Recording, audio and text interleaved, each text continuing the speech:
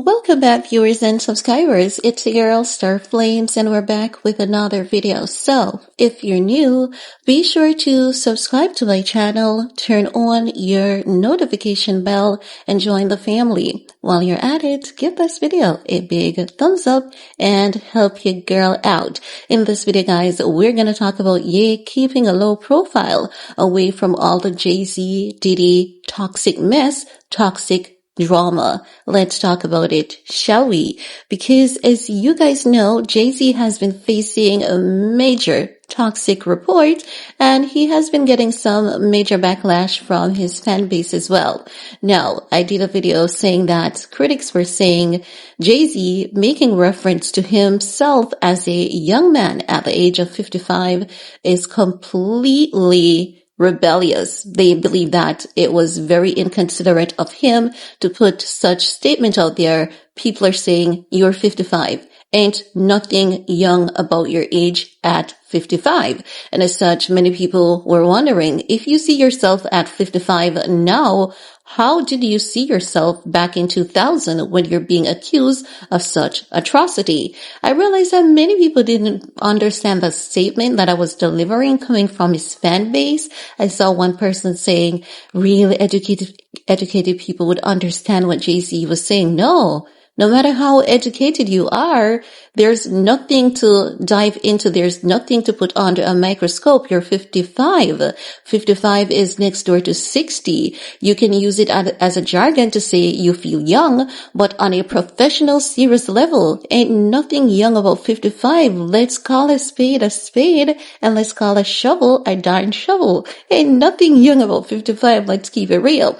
Now, when the fans said that, if you see yourself as young now, how did you see yourself in 2000? Is it why you did what you did? It's not as though they're saying he's guilty. They're saying choose better words, because if you guys notice, behind that statement, they say he should have gotten an attorney to, address the concern. And I said to you guys, it was confirmed that the statement came from his legal team. So I just wanted to make that clear so as to avoid any confusion and misconceptions. Remember that we are all from different walks of life, and our experience, culture, and education will cause us to see things from a different perspective. It's not that we're arrogant. It's not that we're uneducated. It all boils down to cultured, and just culture in itself. What other way to put it, right? Now, as I was saying, Ye is staying low, and he's happy that he's out there in Tokyo, Japan. Now, we know that Candace Owens went to Tokyo a couple weeks ago, and she had a discussion with Ye. She met Ye. She said, that's Kanye. He is happy. He's healthy. He has lost the weight. And he told Candace Owens he just cannot stay in LA. He's like, no, LA is not the place for me. There's just too much, dark, evil madness going on there. And as such, he's at his best in Tokyo, Japan.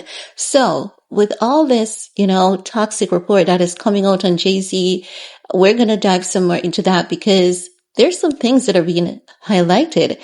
And I'm here to tell you guys that just like Tyrone Blackburn, Tony Busby, they're all people who abuse legalities, abuse the legal system, bully these celebrities, lie on them to get a quick payday. And this is not something that we should encourage or support. No matter how you hate these celebrities, remember, we have to ensure that truth and justice prevails at the end of the day, because if you promote, fallacies against a celebrity, it's going to come at your doorstep at some point in time. Maybe not this generation, but the following generation, because what we've done is to pave the way for evil to enter at our door. So we have to put our hands and hearts together to stamp out evil on both sides. These girls that are stepping forward, many of them are grifters. And I've said it to you guys, I've seen it so much in Ye's lawsuit that it's like when I see one, there's this alarm that goes off in my head. Ding, ding, ding. Here's another one. Here's another example. And as such, from the get-go, I could tell you that this lawsuit against Jay-Z was not factual. It is so flaky, and there's so many different layers that you could read into to see that it's so flaky. You know that it's either someone up above is showing Jay-Z, listen, we could make you look guilty even though you're innocent, and we can do it and get away with it, because there's one key component that is being highlighted in this time, and that is the initial lawsuit. She said she was picked up at 9:30 p.m. and the MTV Awards show started it started 8 p.m. You know that these award shows, they take 2-3 hours. So if the award show started at 8, it would have ended at 11. And after it ended at 11, they would mingle, talk, gossip. They would have the inside party. And then there's the after party that starts about 2 a.m. that goes all the way back to 8 a.m.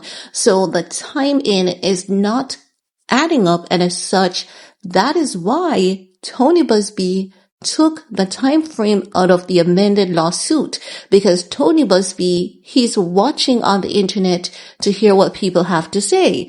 And one of the arguments that came out initially is that we were all looking at parking lot, 9:30, and they brought you to a house at an after party at 9:30, but the award show would still be on the way.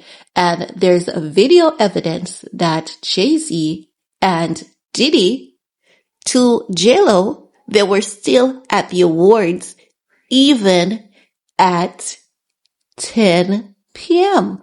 So her statement is not adding up. And that is what I've been saying to you guys.